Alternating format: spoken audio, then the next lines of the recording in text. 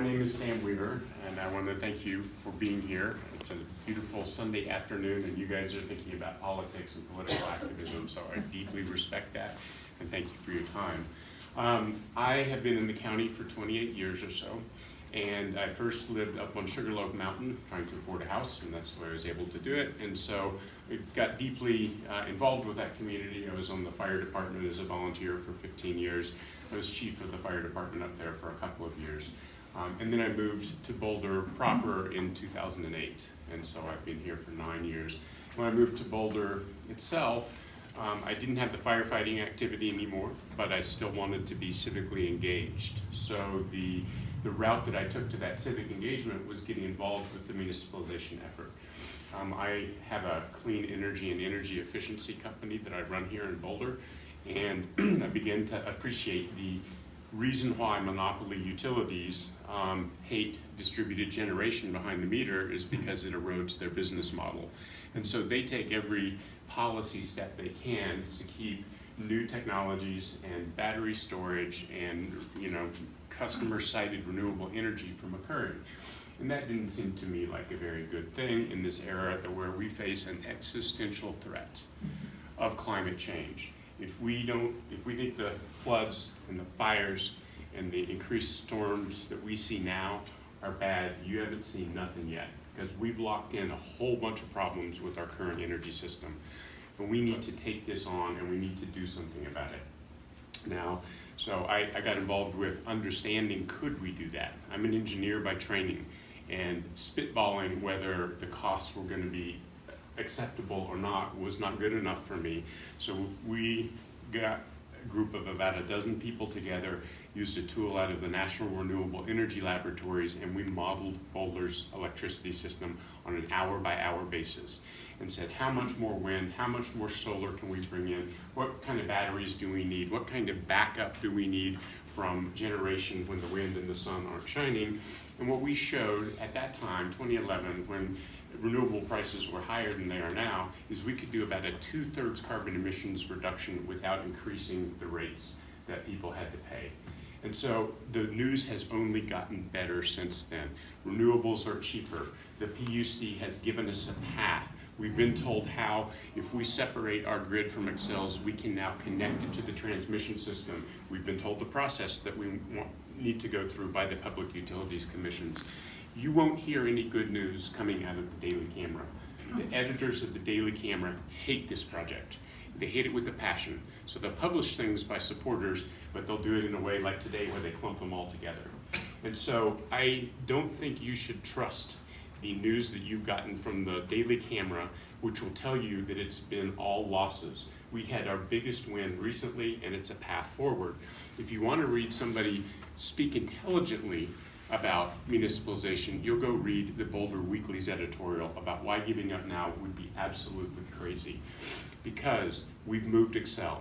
As people will tell you, oh, they're going to 55%. Well, maybe. They put a proposal out that may or may not get approved. They may or may not follow through on. So that's a maybe, even if they get there. Our goals are 100% renewable electricity by 2030. So that means we've got a gap to close.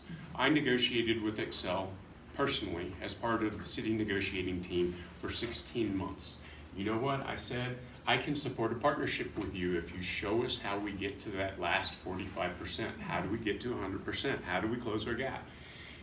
Can we do it with community choice aggregation? No. Can we do it with our own generation in the city of Boulder footprint by our own utility and sell it to you? No. You have to bid in the PUC process, which happens every 3 years. Everything that we tried to come up with is a creative solution that would allow us to actually meet these critical climate goals. Xcel wasn't ready for it yet. So that's how we ended up where we are. We brought their settlement offers, which were lousy.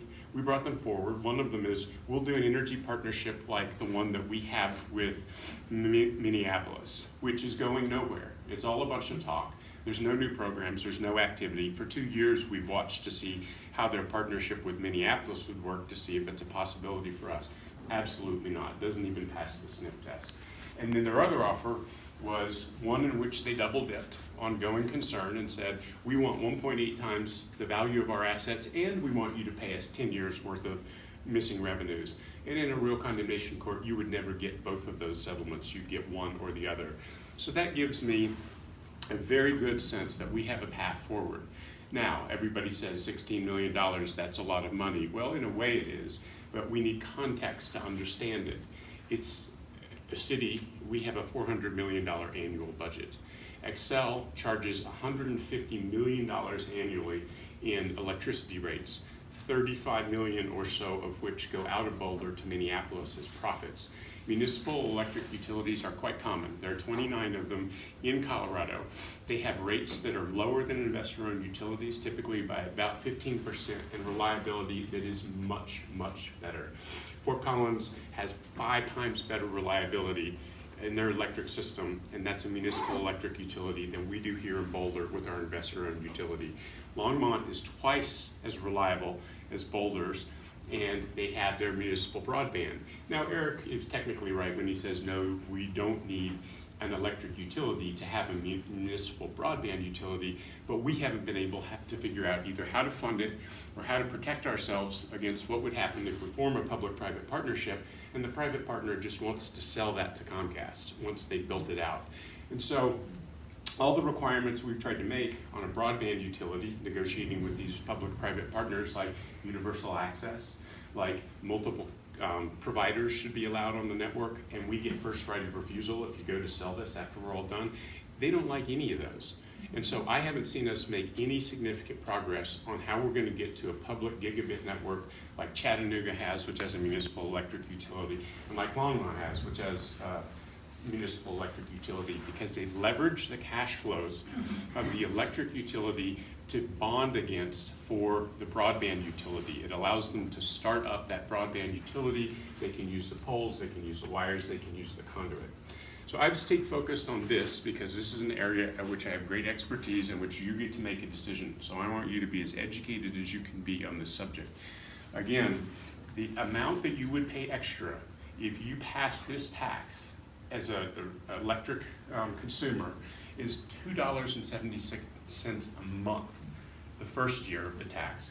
Then that would go down to $1.70 a month the second year of the tax, and the last 3 years you would pay no more than you're paying now. So this is not a lot to ask to fight climate change and to democratize our local energy supply so neighbor can sell to neighbor, so renewable developer can sell to CU across our system. We'll have a stronger economy, we'll have a strong cluster of clean tech business model innovation happening here, and we will have the ability to say and determine how we want our energy supply to be gathered and managed going forward. So that's the reason I'm a huge supporter of the Muni, and I just wanted to make sure that you guys are educated. I would vote yes on 2L, yes on 2O, and yes on 2P if you believe that fighting climate change locally is something that we should do. So my other big issues are affordable housing and social justice issues. I can talk some more about those later. I do want to go ahead and address the fracking question. When I came on council, I was happy that we had a moratorium in place. I'm pleased that it has not been challenged, so we do have a drilling moratorium in town. My area of concern is there are some open space properties we own fee simple, which means we own the property and the mineral rights, and there are some where we either have conservation easements on them or we own the surface rights and somebody else owns the mineral rights. So yes, there is an exposure to frackers coming into Boulder and trying to do that, but with the moratorium in place, they currently cannot within the city limits. So anyway, I just wanted to address that one question early, and if you've got other questions, go for it. I'm new to Boulder. What's the timing that you see on this municipal question?